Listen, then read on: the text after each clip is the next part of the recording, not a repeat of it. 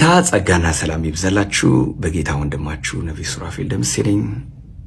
ሰሞኑን በተጠየቁት ጥያቄ መሰረት ቻሌንጁን ተቀላቅያለሁ። ወንድምነት ይበልጣል ወይስ የጸጋ ስጦታ ይበልጣል? ከመንግስቱ ከ4 ኪሎ ይወጣል፣ ኢትዮጵያ ትፈወሳለች። ገና መስከረም ነጋ ብለን አንድ እሁድ ስንል ነው ይሄ ነገር የገጠመን። ባለፉት ጊዜያት የደረሰብንን ቤተክርስቲያናችን ሀዘን ታውቃላችሁ። ሰላም የተከበራችሁ ውድ የቻናላችን ቤተሰቦች እንዴት ቆያችሁ? እንዴት ሰነበታችሁ? እንደወትሮም ዛሬም በአዳዲስ መረጃዎች መጥተናል። አብራችሁን ቆዩ። ለዛሬ ከያዝናቸው መረጃዎች ውስጥ በፓስተር ዘነበች ገሰሰ የምትመራው የህይወት ምንጭ ኢየሱስ ዓለም አቀፍ ቤተክርስቲያን ከሰሞኑን በደረሰ የመሬት መንሸራተት አደጋ የህፃናት መማሪያ ክፍሎች፣ ቢሮዎች፣ መጸዳጃ ቤቶችና ስቶር የመሳሰሉት ከታች እንደምትመለከቱት ከፍተኛ ጉዳት ደርሶባት ሙሉ በሙሉ ወደ ታች ሰምጧል። ከዚያም ባለፈ ጉዳቱ በዚህ የሚያቆም እንዳልሆነ በባለሙያ ተረጋግቶ በሂደት ወደ ተቀሩት ቢሮዎችና የማምለኪያ አዳራሽ ሊዛመት እንደሚችል ተነግሯል። ቅዱሳን እንዴት ከረማችሁ? እንዴት ሰነበታችሁ? ፓስተር ዘነበች ገሰሰ ነኝ ከህይወት ምንጭ ኢየሱስ ዓለም አቀፍ ቤተክርስቲያን። በኢትዮጵያ ከኢትዮጵያ ውጪ ያላችሁ ኢትዮጵያውያንና ኤርትራውያን የጌታችን የመድኃኒታችን የኢየሱስ ክርስቶስ ሰላምና ጸጋ የመንፈስ ቅዱስ ህብረት ከሁላችሁ ጋር ይሁን በማለት ሰላምታዬን አቀርባለሁ። የእግዚአብሔር ቤተሰቦች ከባድ ችግር ገጥሞን ነው ዛሬ ወደፊታችሁ የመጣሁት። ቤተክርስቲያናችን እንደምታውቁት በተለያየ መከራ፣ ፈተና፣ ችግር ስታልፍ ቆይታለች። ታውቃላችሁ። ከነበርንበት ቦታ ወጥተን ይሄኛውን ቦታ ተረክበን በአሜሪካ፣ በአውሮፓ፣ በካናዳ ያላችሁ ቅዱሳን እንዲሁም የቤተክርስቲያኗ አባላት ተረባርባችሁ የሰራችሁት የህፃናት መማሪያ ቢሮዎች ጠቅላላ ይሄው በእንደዚህ መሬት ተንሸራቶ ከባድ ችግር ላይ ነን ያለነው። ገና መስከረም ነጋ ብለን አንድ እሁድ ስንል ነው ይሄ ነገር የገጠመን። ባለፉት ጊዜያት የደረሰብንን ቤተክርስቲያናችን ሀዘን ታውቃላችሁ። ከዛ ሀዘን አገግመን እንደገና እናገለግላለን፣ ለጠራን ራእይ ወደ ኋላ አንልም በማለት ወገባችንን ታጥቀን ስንነሳ ደግሞ ሌሊቱን እንደዚህ ቤተክርስቲያኗ ተንሸራቶ የ2 ሜትር ያክል ገብቷል ወደ ውስጥ። ቢሮዎቹ በሙሉ ፈርሰዋል። አዳራሹ ጋር አሁን ሊደርስ ነው። ውጡ እየተባልን ነው ያለነው። በጣም ግራ ገብቶናል። ጸሎት ያስፈልገናል። በኢትዮጵያ ከኢትዮጵያ ውጪ ያላችሁ ይሄ ደግሞ የሚመለከታችሁ የመንግስት አካላት መታችሁ በማየትና ምን መደረግ እንዳለበት እንድታግዙን ከወረዳ እስከ ጠቅላይ ሚኒስቴር ድረስ ቢሮ ይሄ እንዲደርስ ሼር አድርጉልን። ቃችንን ይዘን እየተሰደድን ነው ያለነውና እባካችሁ ሼር አድርጉት ሁሉም ጋር እንዲደርስ። እዚህ መታችሁ ስታገለግሉ የነበራችሁ ከዚህ በፊት አብራችሁን የቆማችሁ ቀጥሉ በርቱ ስትሉን የነበራችሁ መታችሁ የደረሰብንን ችግር በማየት በጸሎትም በገንዘብም አብራችሁን እንድትቆሙ በጌታ ፍቅር ጠይቃለሁ። አብያተ ክርስቲያናትም መታችሁ ይሄንን እንድትመለከቱ የሚመለከታቸው አካላቶች ጋር እንዲደርስ ሼር እንድታደርጉት አደራ ላለሁ። የወንጌል አማኞች አብራችሁን እንድትቆሙ በጌታ ፍቅር ጠይቃለሁ። እግዚአብሔር አብዝቶ ይባርካችሁ። ምን ማለት እንደምችል ቃላት አጥሮኛል። ውጊያችን ብዙ ቢሆንም በብዙ ብንፈተንም ግን ድሉ የኛ እንደሆነ አምናለሁ። እግዚአብሔር ከኛ ጋር እንዳለ አምናለሁ። ጌታ ይባርካችሁ። ጸልዩልን። በሌላኛው መረጃችን ጋሽ ሱራፌል ደምሴ ይቅርታ እንዲጠይቅ ተጠየቀ። ከሰሞኑን በወንጌልና በወንጌል አማኞች አገልግሎት ስም ከእግዚአብሔር ያልሆነ ነገር ግን ትንቢት በሚመስል ስም የተለመደ የውሸት ወሬውን የተናገረውና በቅርብ ጊዜም ከካናዳ ጭምር ተመልሶ ሄጄ ያገለግላለሁ ሲል በአማኞች የተባረረው ጋሽ ሱራፌል ደምሴ በተናገረው የሐሰት ትንቢት ይቅርታ እንዲጠይቅ እየተጠየቀ ነው። ደመናን አይቼ ይዘንባል አለ ዘማሪ። እኔ ግን ደመናን አይቼ ይዘንባል አልልም። ሱራፌል በአስቸኳይ ይቅርታ ብትጠይቅ ጥሩ ነው። እግዚአብሔርን ስም በአደባባይ አሰድበሃል። ደመናን አይቶ ትንቢት መናገር እግዚአብሔር አለኝ ማለት ወንጀል ነውና በእግዚአብሔር ሕዝብ ፊትና በእግዚአብሔር መላእክት በተመረጡት ፊት ውሸት ዋሽታል። ምክንያቱም ዶክተር አብይ እርሱ የአሁኑም ቤተ መንግስት 4 ኪሎን ብዙ ጊዜ ተዝናናንበት፣ ፏፈታ አለበት፣ አለበት ለሀገር ገቢ እየተሰበሰበበት ያለ ግብአት የሆነ ገቢ የሆነ ምርጥ የሆነ መዝናኛ አድርጎ ሰርቶታል። ታዲያ ለቤተ መንግስት ደግሞ ሌላ አዲስ ተሰርቷል። የኢትዮጵያ ሕዝብ ሁሉ ያውቀዋል። በድብቅ አይደለም የተሰራው፣ ፊት ለፊት እያሳዩን ነው። የሚያስደንቅ ቤተ መንግስት እንደተሰራ ታውቃለህ። እግዚአብሔር አለኝ ከዛ ውጡ ምናምን ትላለህ። ደግሞ ነገስታቶች ካልወጡ ብለህ የጠራሃቸው ነገስታቶች ኦልሬዲ አጽማቸው ይውጣልኝ ነው እያልክ ያለው። ቤተ ክርስቲያን ውስጥ ሰው ሲሳሳት ምን ይመጣላችኋል በአእምሯችሁ?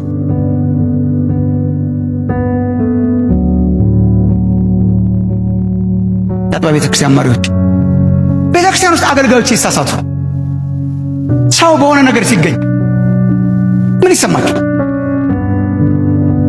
ምን ይሰማችሁ?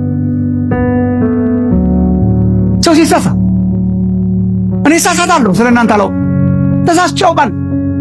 የእውነት ፐብሊክሊ ተሳስቼ አውቃለሁ።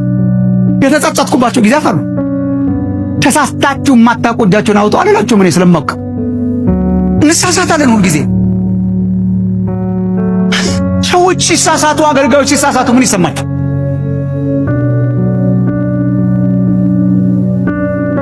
እኛ በአብዮት ዘመን ነው ያደግነው። የሰለጠነውም የተማርነውም በአብዮት ጊዜ ነው። አብዮት ደግሞ አብዮታዊ እርምጃ ነው የሚወስዱ። ሰው ሲሳሳት ምን አብዮታዊ እርምጃ ይባላል? አብዮታዊ እርምጃ ማለት በቃ ሰውየው የለም እዛ አለ። እየጨራረስን ስለሆነ በቃ የእውነቱን ብነግራቸው በጣም ጥሩ ነው። በእኛ ዘመን የኖሩ ሰዎች በጣም ትልቁ ጥንካሬያቸው አብዮታዊ እርምጃ መውሰድ። እንትን ተያዘ ውሰድ እርምጃ።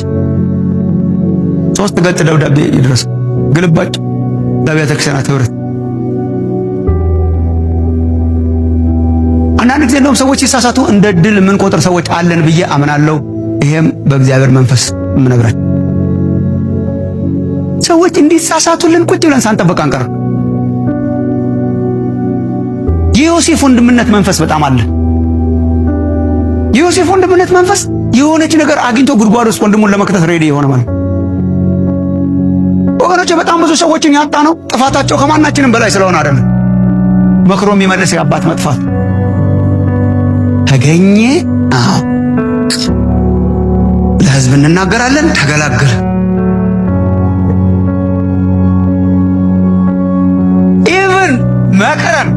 ኢቨን ስንመከር አንዳንድ ጊዜ ኢቨን ስንመከር ያጋጥማችሁ እንደሆነ በቸርች ውስጥ ያው ብዙ ስለቆየው ነው። ኢቨን ስንመከር ራሱ አንዳንድ ጊዜ ሰውየው ምክራችንን ባይሰማ እየተመኘን ነው የሚመስል። ስንመክረው እሺ አጥፍቻለሁ አለ ወይ አይነት ራሱ ይቀየራል። ተው አጥፍቼ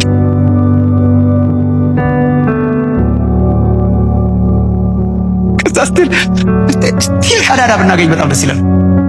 የዮሴፍ ወንድምነት መንፈስ ሰዎችን ለማጥፋት አጠገባችን ያሉ እግዚአብሔር የሚጠቀምባቸው ሰዎችን እንደ ድል የምንቆጥር ቁጭ ብለው ስንነቀስ የምንውል መጠንቀቅ አለብን ወንድሞች እናቶች። ሰው ሲያጠፋ በየዋሃት መንፈስ መክሮ የሚመልስ መንፈስ ከመንፈስ ቅዱስ መንፈስ ቅዱስ ሰው አጥፊ አይደለም። መንፈስ ቅዱስ ሰው መካሪ ነው፣ ወቃሽ፣ የሚመልስ ሰው ሲመለስ የሚያቀፍ ነው። ኢቨን ሰው ጥፋተኛ ሆኖ ተገኝቶ ተመክሮ ከተመለሰ የሚሰበስብ ነው። ጳውሎስ እኮ በማርቆስ አዝኖ ያውቃል። ከዚህ ልጅ ጋር አልሄድም ብሎ ያውቃል። እንደርሱ የሚጠቅመኝ የለም ብሎ ደግሞ ጽፎ ያውቃል። ሲመለስ ሰው የሚመለስ የምን መንፈስ ይባላል? ይሄ የምክር መንፈስ።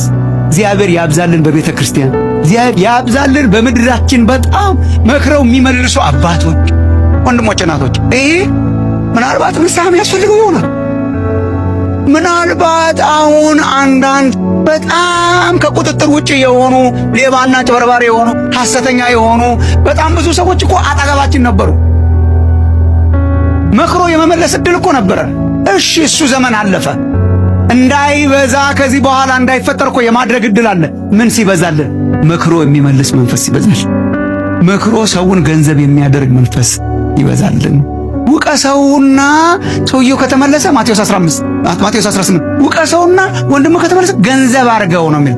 እስቲ ገንዘብ አድርገው በሉ።